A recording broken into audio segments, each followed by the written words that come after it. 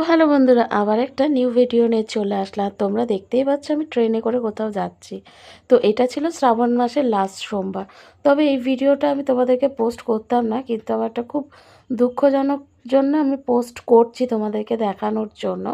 কিন্তু আমরা শ্রাবণ মাসে সবাই মিলে চলে গেছিলাম বাগবাজার ঘাটে।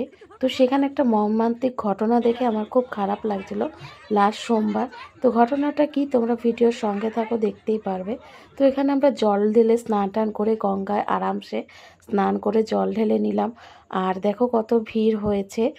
তো এতটাই খারাপ লাগছিল, ভালোই মজা হচ্ছিল, কিন্তু লাস্টের দিকে এতটা খারাপ হবে বুঝতে পারিনি। তো চলো দেখা যাক কি হয়েছে।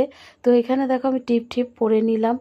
আর এখানে বেশ ভালোই লাগছিল, বেশ আনন্দ লাগছিল লাস্ট সোমবার।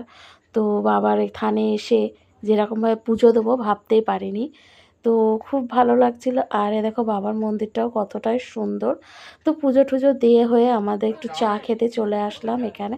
তাও বেশ আনন্দের সঙ্গেই রয়েছি। কিন্তু তারপরে চলে যাব একটা জায়গায়, দেখো কত ভালো লাগছে। আর এখানে চলে আসলাম মায়ের থান, মানে সারদা মায়ের মন্দিরে। তো মন্দিরটা কপালের দুঃখে বন্ধ হয়ে গেছে। তারপর চলে এসে গঙ্গার ধারে এসে দেখো একটা ছেলে ডুবে গেছিলো, সেইটার কথাই তোমাদেরকে বলছি। খুব মর্মান্তিক ঘটনা, খুব খারাপ লাগছিল।